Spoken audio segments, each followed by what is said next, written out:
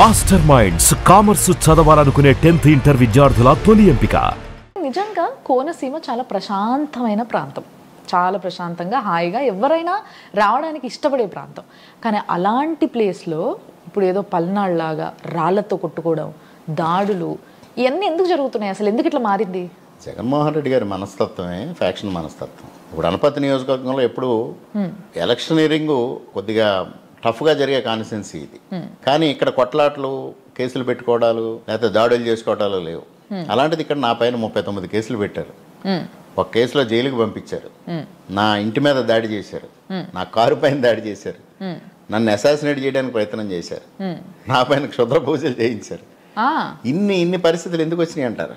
జగన్మోహన్ రెడ్డి ఆ పాలెగాడి మనస్తత్వం, ఆ పూర్వపు రాయలసీమ పాలెగాడి మనస్తత్వంతో ఆంధ్రప్రదేశ్ రాష్ట్రాన్ని మొత్తం ఆ రాయలసీమ సంస్కృతి, పూర్వపు రాయలసీమ సంస్కృతిని తీసుకురావాలి, తద్వారా మొత్తం తన గుప్పెట్లోకి తీసుకోవాలన్న ఒక ఆలోచనతో ఈ విధమైన ప్రయత్నాలు జరిగినాయి. సో మరి ఇన్ని ప్రయత్నాలు జరిగితే ఏ ఒక్కదానికి మీరు చిక్కలేదా సార్? అంతే కదా, మరి చిక్కితే ఇలా ఉండనుగా మీ ముందు. అంటే ఏదో ఒక ప్రయత్నానికి ఎక్కడో ఒక దగ్గర మిస్టేక్ ఉన్నా లేకున్నా ఒకటి చిక్కి జైల్లోకి వెళ్ళా 15 రోజులు 14 రోజులు వెళ్ళొచ్చారు. మరి అదేంటి, అది ఓన్లీ నిందేనా? నిందే, అంతేనా? ఇంకా దాని కంటిన్యూషన్ నాకు ఏం కనిపించలేదు సార్, నేను ఎంత వెతికినా కూడా. ఎందుకంటే 14 రోజులు రిమాండ్ లో ఉన్నారు మీరు అన్న విషయం అయితే తెలుసుకున్నా నేను ఆ కేసులో. అంటే హత్య చేసింది మీరా కాదా అనేది దానిపైన ఒక హత్య చేశారనే అభియోగం కాదండి. అంటే ఎవరైతే చనిపోయిన వ్యక్తి మా బావగారే, ఆయన ఆత్మహత్య చేసుకున్నారు. ఆ ఆత్మహత్య చేసుకున్న దానికి ప్రోత్సాహం ఇచ్చింది నేను, ఆత్మహత్య చేసుకోవడానికి ప్రొవోకేట్ చేసింది నేను, కాబట్టి నా పైన 306 కేసు నమోదు చేశారు. Okay, it is almost just like 307. మీకు మీ బావగారికి రిలేషన్ బాగానే ఉండేదా సార్? మా బావగారు మా కుటుంబాన్ని వదిలి, మా కుటుంబం అంటే వాళ్ళ తండ్రి, వాళ్ళ తల్లిదండ్రి, మా తల్లిదండ్రి, మా అక్క అందరినీ విడిచిపెట్టి ఆయన దాదాపు 2004లోనే 2 కుటుంబాలు కలిసి వదిలేసినాయి ఆయన్ని. ఓకే, ఆయన because of his bad attitude, bad character, వియ్యంకుళ్ళు ఇద్దరూ కలిసి ఆయన వదిలిపెట్టారు విత్ లీగల్ పబ్లికేషన్. లీగల్గా ఒక పబ్లికేషన్ న్యూస్ పేపర్లో ఇచ్చి ఆయన విడిచిపెట్టేశారు. అప్పటి నుంచి మీకు ఆయనకి ఏ రిలేషన్ లేవు? మాటలు లేవు. మాటలు అంటే ఎక్కడైనా కనిపిస్తే మాట్లాడడం తప్పించి అంతకు మించి ఫ్యామిలీ రిలేషన్ ఏం లేదు. ఓకే, సో ఏదో ఒకటి దొరికింది కాబట్టి పెట్టారంటారు అయితే, అంతే, అంతకన్నా ఏం లేదు. అండ్ ఇంకొకటి ఏంటంటే మీకు వీటన్నిటితో పాటు 2+2 సెక్యూరిటీని పెంచడం ఏంటి సార్? ఎందుకు జరిగింది ఇది? ఈ రోజు కూడా ఏదో ఒక విధంగా అసాసినేట్ చెయ్యాలని ప్రయత్నం జరుగుతుంది అనేది ఇంటెలిజెన్స్ రిపోర్ట్ గవర్నమెంట్కి వచ్చింది అని అంటున్నారు. దానిలో భాగంగా ప్రభుత్వం ఒక నిర్ణయం తీసుకుంది, కొద్దిగా అన్ని చోట్ల అలర్ట్ చేసింది పోలీసుని కూడా. ఓకే, సో ఇప్పుడు అధికారంలో మీ కూటమి ఉన్నప్పటికీ ఇంకా అలాంటి అవకాశం ఉన్నాయంటారా? ఇక్కడే కాదు, ఇది ఇప్పుడే కాదండి. మా తండ్రి గారు ఎమ్మెల్యేగా ఉండగా, అంటే ఓడిపోయిన తర్వాత, ఫస్ట్ టైం ఓడిపోయిన తర్వాత 91లో నన్ను కిడ్నాప్ చేశారు. ఓకే, ఎవరు సార్? అప్పుడున్న కాంగ్రెస్ నాయకులు. ఓకే, అంటే ఎవరు ముఖ్యంగా దాంట్లో ఆనాడున్న నాయకులు? పేరు చెప్పరా? ఆనాడున్న నాయకులు చేశారు. చేసిన వాళ్ళు నన్ను యాక్చువల్గా అసాసినేట్ చేయమని వాళ్ళ ఆలోచన. ఓకే, చేసిన వాళ్ళేమో దాని నుంచి ఆర్థిక లబ్ధి పొందుదామని కొంత గ్యాప్ ఇచ్చుకుని ఆర్థికంగా చెయ్యాలని ప్రయత్నం చేశారు. ఆనాడు నక్సలైట్ల ప్రాబల్యం ఎక్కువగా ఉంది. సో నక్సలైట్లు చేసినట్టుగా దాన్ని క్రియేట్ చేశారు. ఆ రోజు వాళ్ళు ఒక 24 hours టైం తీసుకున్నారు, ఆర్థికంగా మా ఫ్యామిలీ నుంచి కొంత లబ్ధి తీసుకుందామని. ఆ గ్యాప్లో వాళ్ళకి ఇక్కడ జరిగిన ఒక రెవల్యూషన్ అవనివ్వండి, లేకపోతే ప్రజల్లో వచ్చిన తిరుగుబాటు అవనివ్వండి, అది అబ్జర్వ్ చేసి ప్రమాదంలో పడుతున్నామని వాళ్ళు విడిచిపెట్టడం జరిగింది నన్ను 24 గంటల తర్వాత. సో మరి ఈ నెక్స్ట్ 5 years ఏం చేయబోతున్నారు సార్ మీరు? ముఖ్యంగా 5 సంవత్సరాలు పూర్తిగా నియోజకవర్గం అభివృద్ధికి దూరంగా ఉందండి. అస్సలు జీరో కూడా కాదు, మైనస్ అనాలి. ఎందువల్లంటే ఒక ఎగ్జాంపుల్, ఒక రోడ్డే తీసుకోండి, రెగ్యులర్ పీరియాడికల్ మెయింటెనెన్స్ జరిగితే దానిపైన ఖర్చు పెట్టాల్సింది తగ్గుతుంది.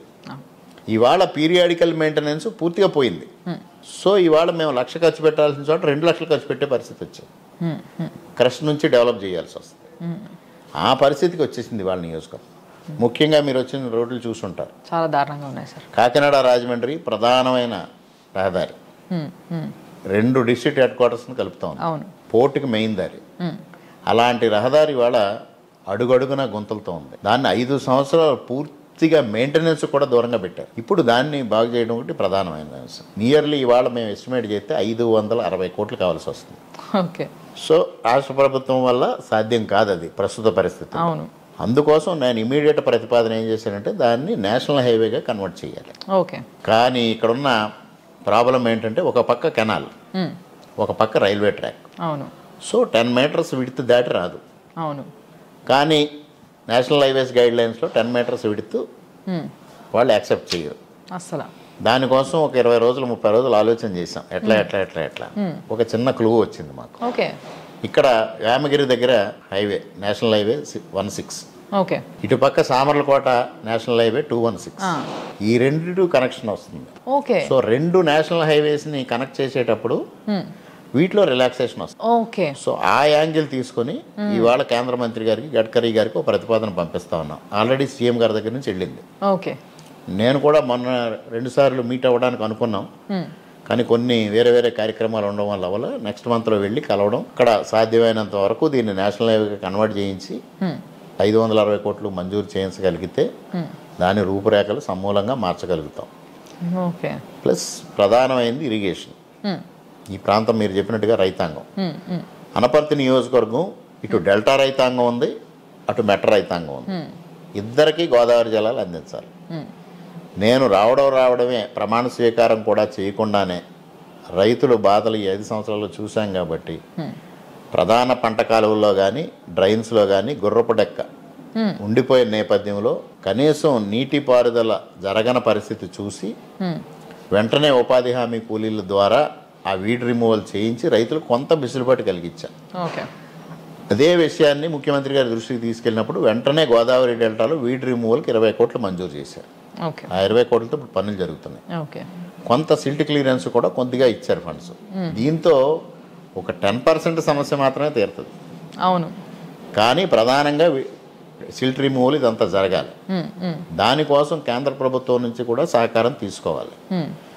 ఇక్కడ ప్రధానంగా అనపర్తి నియోజకవర్గానికి సంబంధించి అటు చాగల్నాడు పథకాన్ని పునరుద్ధరించాలి. వెంకట నగరాన్ని పునరుద్ధరించి అక్కడ రైతాంగానికి గోదావరి నీరు అందించాలి. ఇక్కడ గోదావరి డెల్టాలో గ్రావిటీతో అందే నీరు సక్రమంగా అందేలా చర్యలు తీసుకోవాలి. దానికోసం కూడా నేను ప్రధానంగా దృష్టి సారించా. చాగల్నాడుకి ఏదైతే ఉందో క్షేత్రస్థాయిలో వారం రోజుల పాటు నేనే పర్యటన చేయాలని నిర్ణయం తీసుకున్నాక అందరు నాయకులతో కలిసి కాలువల దగ్గర ఉన్న సమస్యలన్నీ తొలగించుకుంటూ ముందుకు వెళ్ళాలి అని ఒక నిర్ణయం తీసుకున్నాం. ఆ విధంగా మొత్తం మీద నీటిపారుదల రంగానికి ఒకటి ప్రాధాన్యత ఇవ్వాలి. అదేవిధంగా రోడ్స్కి ఇవ్వాలి. మిగిలిన రంగాలన్నీ ఉన్నాయి. వ్యవసాయానికి రైతులకి అండగా ఉండాలి. మీరు అన్నట్టు ఎడ్యుకేషన్ సిస్టంలో ఇక్కడ కొంత పాలిటెక్నిక్ కాలేజ్ గతంలో నేను ఎమ్మెల్యేగా ఉండగా ఇక్కడ మంజూరు చేయించాం. కానీ పర్మనెంట్ బిల్డింగ్ కట్టడం కోసం ఆ రోజు నిధులు మంజూరు చేసాం. సైటు సరైన స్థలం దొరక్క అది డిలే అయ్యింది. ఈ 5 సంవత్సరాల్లో పూర్తిగా నిర్లక్ష్యానికి గురైంది. ఇప్పుడు మళ్ళీ దానిపైన దృష్టి సారించి సుమన్ టీవీలో మీ పర్సనల్ అండ్ బిజినెస్ ప్రమోషన్స్ కోసం కింది నెంబర్కి కాంటాక్ట్ చేయండి.